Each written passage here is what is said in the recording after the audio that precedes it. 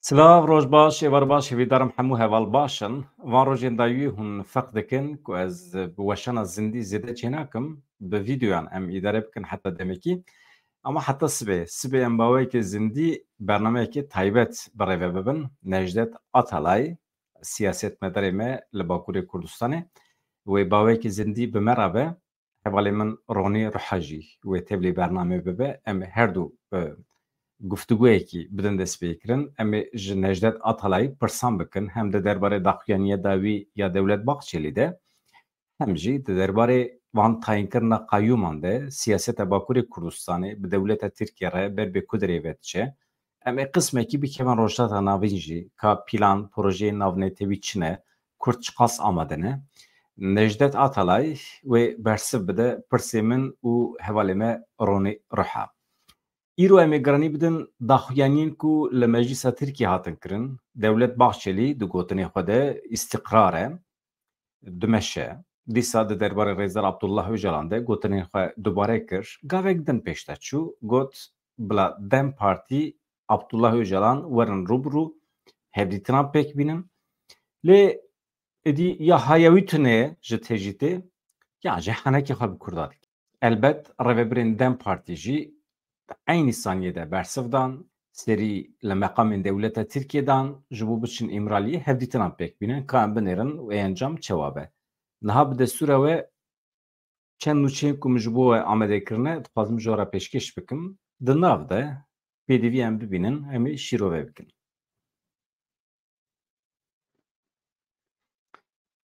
Niha em biçin serê çiyayên Kurdistanê Gabarê ji bo Kurdan xwedî maneviyetekî mezin e. Gabar li çiyayê Gabarê dewleta Tirk xwezayê talan dike. Li çiyayên Gabar, Cûdî û herêmên Besta, Qaşûran, Elkê yên Şirnexê birîna daran û talana neftê bênaber didome. Herêma ku zêdeyî 3 salin dar lê têne birîn, bi teqandina dînamîtan tê wêrankirin. Çiyayê Gabarê ku her roj dewlet pestnê xwe dide têde, propagandaya neftê dike, tê xirabkirin. Di pêvajoya tinekirina xwezayê ya 3 salan de herêm bi giştî ber bê wêranbûnê ve diçe. Talana xwezayê li herêmên cuda jî belav dibe. Çiyayê Gabarê ku bi salan e tim tê qedexekirin, her carê bi hinceta herêma qedexeyê nahêlin şeniyê herêmê biçin gundên xwe yan jî derkevin zozanan. Ji herêma Biyavê ya çiyayê Gabarê hin dîmen hatine kişandin, nîşan didin ku darên ku emrê wan digêje sedan salan hatine birîn li kamyonan swar dikin ber bê navçeyên derdorê ve dikevin rê diçin wan bajaran wan navçeyan vandaran difroşin piranî jî cerdivan yan jî kesên derdora wan vankaran dikin. Ji aliyê dewleta Tirkiye ve hatine wezîfedar kirin. Vê sibê gelek kes hatin binçavkirin. Kesên ku hatin binçavkirin di çarçoveyê lêpirsînê de anîn Enqerê. Di çarçoveyê lêpirsîna serdozgeriya Komarê ya Enqerê de îro li Amedê, Stenbolê, Mêrdînê, Şirnexê û Enqerê li 19 bajaran bi ser malan de hate girtin. Di serdagirtina malan de hevşaredar, rojnameger, siyasetmedar, parêzer, awqat, sendîkavan jî di nav de gelek kes hatin binçavkirin û ji bo karûbarên îfadegirtinê jî ew anîn Enqerê.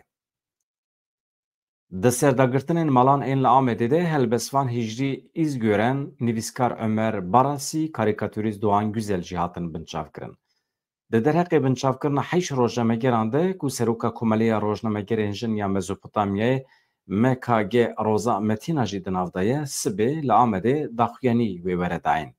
Komeleya Rojnamegeran ya Dicle Firatê, her wiha MKG Dîsk Basın İş Sendîkaya Rojnamegeran ya Tirkiye TGS wê sibê binçavkirina rojnamegeran protesto bike. Daxuyanî wê sibê saet di 13:30 de li pêşiya DFG wê were dayîn Komeleya Rojnamegeran ya Dicle Firatê. Li hêla din îro wê saet di 21 de li gorî saeta Kurdistanê li ser platforma X'ê xebata hashtagê ya gazetecilik suç değildir were kirin. Dîsa li ser aynî mijarê li Müdûriyeta Emniyetê ya Stenbolê lêgerina tazî li rojnameger Erdogan Alay Yumat hate ferskirin. Rojnameger Alay Yumat hat binçavkirin li Müdûriyeta Emniyetê ya Stenbolê lêgerina tazî lê hate ferskirin. Parêzeran jî piştî hevdîtinê dan xuya kirin ku rast e, wan jî piştrast kiriye ku Alay Yumat dema ku hatiye binçavkirin zor lê hatiye kirin ku xwe tazî bike.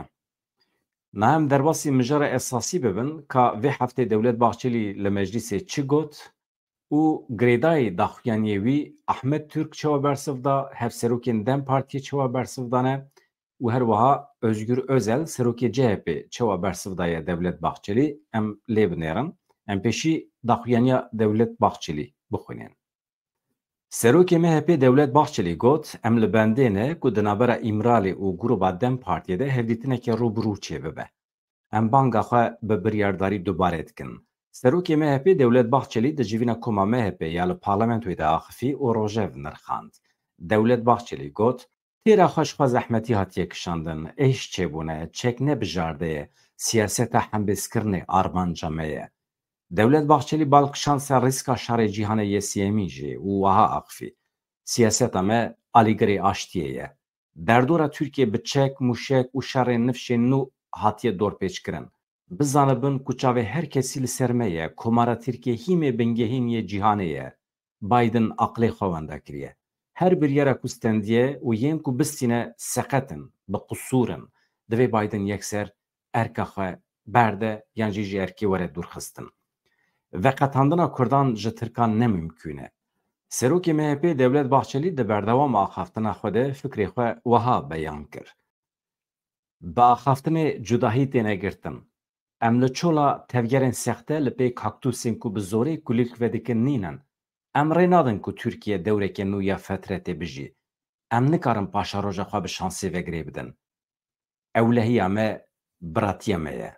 Yên reşandina tovên cudahiyê di nava milletê me de ji xwerekirine erk, çi qas dabeşker, terorîst hebin, mehkûmê wê yekî ye ku berdêla wê qat bi qat bide. Tehdît dike. Hem basa aştiyê dike, tehdît dike Devlet Bahçeli.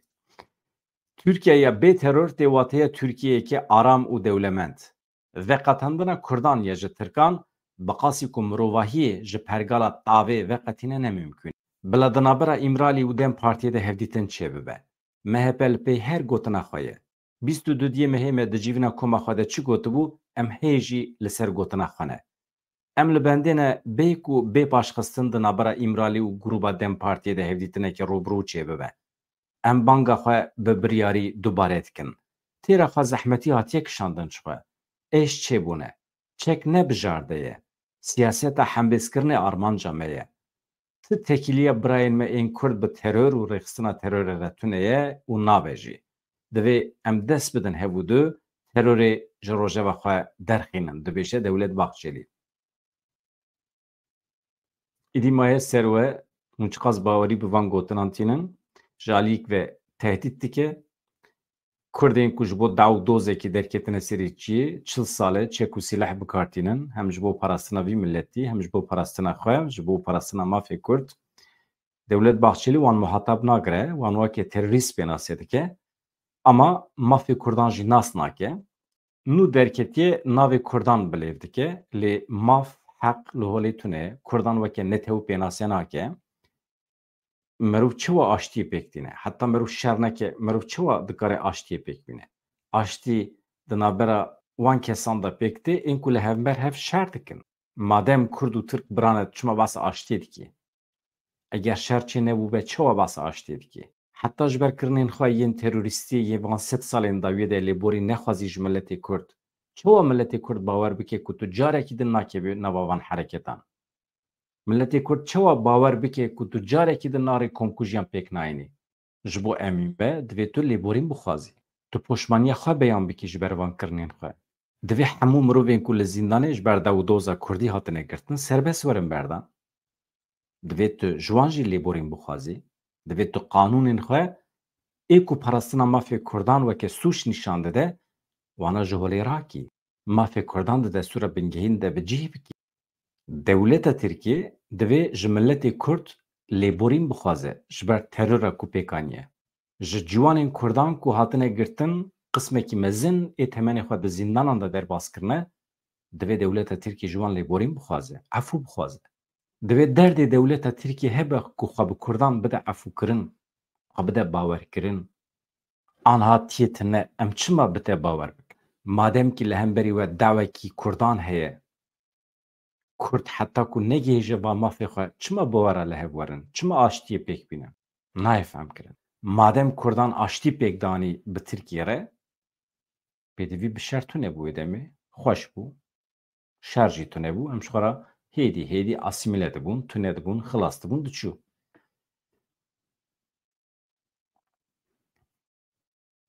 Niha em cih bidin hin daxuyanî ku di derbarê axaftina Dewlet Baxçelî de hatine kirin, pêşî Ahmet Türk.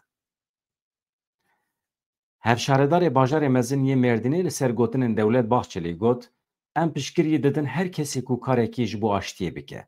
Ahmet Türk bersiv da pirsên rojnamegeran li ser mijarê got, helbet aştiya vî welatî ji bo me pir girîng e, bi qîmet e. Em bi dil û can piştgirî didin her kesê ku karekî ji bo aştiyê bike. Divê ev aştî veguhere aştiyekê bi rûmet.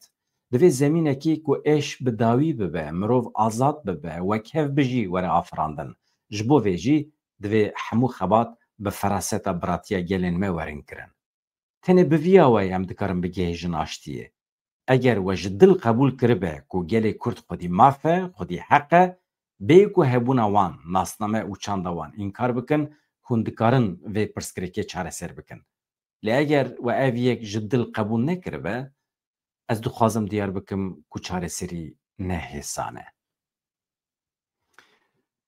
Kesekî din ku di derbarê axaftina Dewlet Baxçelî de xwe îfade dike, Özgür Özel e, serokê CHP. Özgür Özel di derheqê gotinên Dewlet Baxçelî de got, eger li ser zemîna mutabaqata civakî be, em jî li gelin. Em jî pêran e. Özgür Özel di civîna Koma Partiya xwe de di derheqê bangewaziya serokê giştî MHP Dewlet Baxçelî ya di derheqê İmraliyê de got, eger li ser zemîna mutabaqatekê civakî be, em jî pêran e. Lêbelê xetekî me sor heye, ew jî rizaya malbatên şehîd û gaziyan e. Özel her wiha reaksiyon bertek nîşanê tayînkirina qeyûman jî da û ev tiştanî ziman. 10 partiyan bi hev re pêşniyaz qanûn dan ku tayînkirina qeyûman were bi dawî kirin. Qeyûm ne tenê karê Dem Partî yan jî CHP ye. Eger îro hatibe serê me, sibê dikare were serê her kesî. Mesele ne meseleya terorê ye, meseleya demokrasiyê ye. Hevserokê Dem Partî jî bersiv da Dewlet Baxçelî, gotinê wî jî gelekî balkêşin, dibêje di hewza vala da avjenî nayê kirin. Hevserokê giştî Dem Partî Tuncer Bakirhan derheqê tayînkirina qeyûman de rehne li îxtidara AKP MHP kir û got, hewza vala nîşanê me didin û dibêjin li vir soberiyê bike, yani avjeniyê bike. Di hewza vala de soberî nayê kirin. Tuncer Bakirhan di civîna Koma Meclîsê ya partiya xwe de geşedanên di rojevê de nirxandin. Bertek nîşanê binçavkirinan da. Tuncer Bakirhan binçavkirina siyasetmedar, rojnameger û nivîskaran şermezar kir û xwest ku ew tavilê serbest werin berdan. Bakirhan li ser mijarên din jî wiha axivî. Doza me rêya heq e.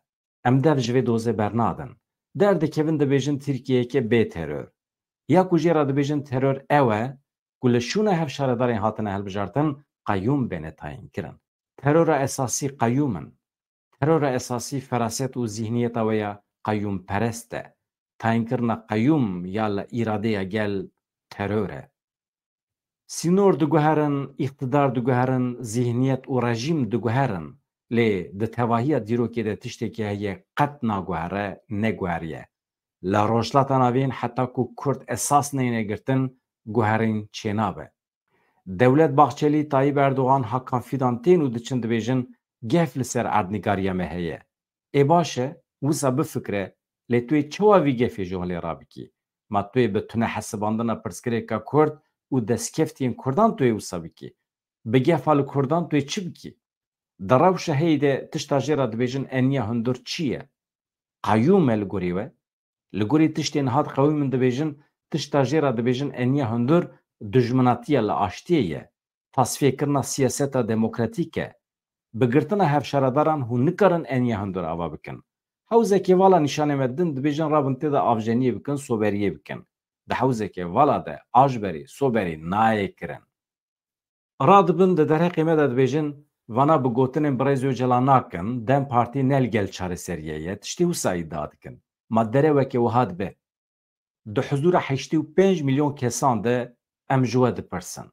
Öcalan çi got, çi xwest, em bi vê nizanin ma gelo hûn dizanin çi gotiye wê demê em ê çawa bizarbin ka li birêz Abdullah Öcalan hatiye godarî kirin nehatiye godarî kirin ka werin pêşî tejî te rakin ka çi dibêje em bibînin we rabiye ji bo 6 mehên din jî biryara qedexeya hevdîtinê daniye piştre jî wan radibin dibêjin li Öcalan godarî nakin em nizanin ka Öcalan çi gotiye hele ka pêşî werin tejî te rakin em bibînin çi dibêje wê demê wê diyar bibe ka lê tê godarî kirin yan nayê godarî kirin êdî dev ji van polîtîkayên derexlaqî berdin em ê tevê hevseroka xwe Tülay Hatîmoğulları îro ji bo çûna îmraliyê serî li Wezareta Dadê bidin eger ji dil bin ew ê werin astengiyê li pêşiya serlêdanê rakin ne tenê em divê hemû kesên aştîxwaz demokrat rewşenbîr nivîskar hunermend nûnerên saziyên demokratîk biçin serdana îmraliyê divê naberê de Tuncer Bakirhan çawa ku soz dabû piştî ku ji civînê derket çû soza xwe bi cîhanê bi tevî Tülay Hatîmoğulları ji bo hevdîtina birêberê PKK Abdullah Öcalan re serî li Wezareta Dadê dan sterlêdan ji aliyê Tuncer Bakirhan ve hate kirin wiha hate gotin tevî hevseroka giştî Tülay Hatîmoğulları em dixwazin biçin îmraliyê bi Abdullah Öcalan re hevdîtineke rûbirû pêk bînin em dixwazin serlêdana me were qebûl kirin net zelal kin divê naberê de ji parêzerên Büroya Hukukê ya Sed Salê Cengiz Yürekli, Emran Emekçi, İbrahim Bilmez û Suzan Akipa jî ji bo hevdîtina bi müvekkilên xwe reberê PKK Abdullah Öcalan, Ömer Hayrî Konar, Hamîlî Yıldırım û Veysî Aktaş serî li serdozgeriyê û müdîriyeta girtîgehê dan. Divê naberê de Wezîrê Parastinê yê Tirkiye jî daxuyaniyekê di daye di derbarê şarê li Zapê de ka em binerin çi dibêje di axaftinê wî de dere û derdikevin pêş hûn ê jî ferq bikin Wezîrê Parastinê yê Tirkiye Yaşar Güler îdia kir ku ew di operasyonên xwe yên li Zapê de gihîştine armanca xwe wekî din çi got êdî li Zapê kilît hatiye girtin çalakiyên me yên li herêmê wê berdewam bikin Yaşar Güler îro li Parlamentoya Tirkiye tevlî gotûbêjên bütçeya Wezareta Parastinê ya 2025 bû li ser protestoyên wekîlên CHP'yî mecbûr ma salonê terk bike jî ev meseleyekî din e li belê di dema axaftina xwe de ji bo zêdetir bütçeya Tirkiye ji artêşê re were veqetandin şarê li Zapê wekî serkeftina artêşê nîşan da. Qismekî axaftina wî wiha ye me bi cînarê xwe Iraqê re van demên da wî tekiliyên xwe gelekî pêşxistine em giringekî mezin didin van tekiliyan. Me bi Iraqê re zabta mütabaqatê ya li ser hevkariyê ewlehî û tekoşîna terorê îmze kiribû me li gorî vê zabtê dest bi xebatên berbiçav jî kir bi aynî awayî li Bakurê Iraqê jî em bi rêveberiya herêmî re di nava hevkariyeke xurt dane ku aramî were herêmê. Güler îdia kir ku di operasyonê sala 2024 de tam 2564 gerîlayên Partiya Karkerên Kurdistanê jiyana xwe ji dest dane. Ji her alî ve xuya dibe ku gotinên vî wezîrê Tirk ji rastiyê dûr in.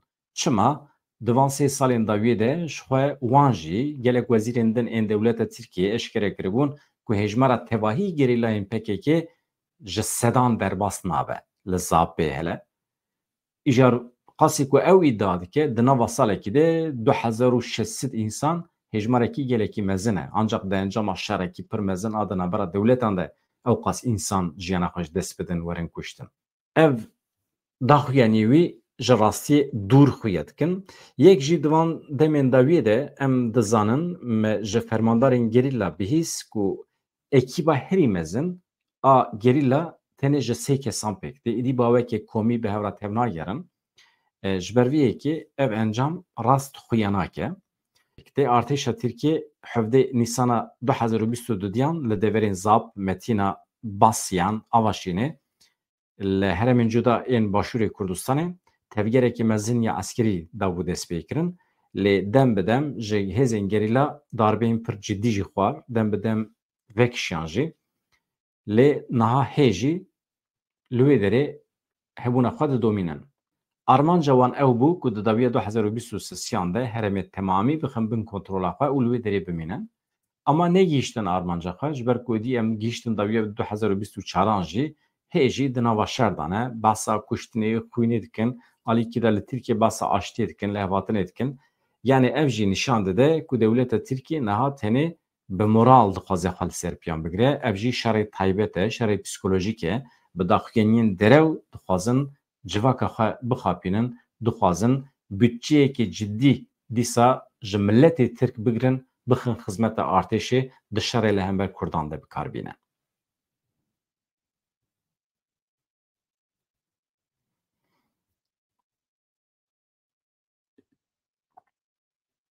Niha di dawiya vê bültenê de em cih bidin nûçeyekî pir cuda di derheqê edebiyatê de ye. Di lîsteya sed pirtûkên herî baş yên sedsala bîst û yekemîn de Kurdekî heye, Bextiyar Elî. Romana nivîskarê Kurd Bextiyar Elî ya bi navê Hinara Dawî ya Dunyayê di nava lîsteya sed pirtûkên herî baş ê sedsala bîst û yekemîn de cih kir. Lîsteya ji aliyê rojnameyekê bi nav û denga Swîsrî ve hatiye amadekirin. Ev lîste ji bo bijartina berhemên komara xwe li 20 salên dawiyê yên edebiyat û ramanê hîştinê hatiye çêkirin. Lîsteya ku navê wî derbas dibe di encama lêkolînekê demdirêj de ji aliyê rexnekir, pisporên navdar ên çar aliyê cîhanê ve hatiye amadekirin ku berhemên bi kalîteya edebî û kurahiya xwe ya felsefî li ber çavanan tîne cem hebû. Cihgirtina Bextiyar Elî di vê lîstê de ne tenê ji bo wêjeya Kurdî, her wiha ji bo tevahiya çanda Kurdî wekî serbilindiyekî mezin tê dîtin. Di Hinara Dawî ya Dunyayê de mîna romanên wî yên din, Bextiyar Elî bi alavên xwe yên xeyalî dîrokê dikolê, çîrokê diafirîne, ji ser pêhatiyên mirovên vê devera xemgîn wekî pirtûkekî pêşkêşî mirovan dike. Ew ji çîrokên trajedîk ên milletê xwe dirêse. Bextiyar Elî di hemû roman û nivîsê xwe de di çarçoveya azar, derd û serpêhatiyên Kurdan de digere, hevtekiliyekê bedew di navbera rastî û xeyalê de durust dike. Li gorî rexnegirên edebî, romana Hinara Dawî ya Dunyayê profesyoneltirîn romana Kurdî ye ku bi şêwaza realîzma efsûnî hatiye nivîsandin. Baş e, îşev bila ew qas be, sibê em ê bawekê zindî li pêşberî we bin. Necdet Atalay, siyasetmedarê me ê ji Bakurê Kurdistanê wê merabe. Ez û hevalê xwe Ronê Ruha em ê ji pirsan jê bikin. Hem di derbarê vê rojeva dawî a li Tirkiyeyê de hem jî di derbarê rojhilata navîn de. Bername wê zindî be, saet 18 de li gorî saeta Ewropayê, dike saet 20 li gorî saeta Kurdistanê. Bi hêviya rojên xweş azad. Dem baş.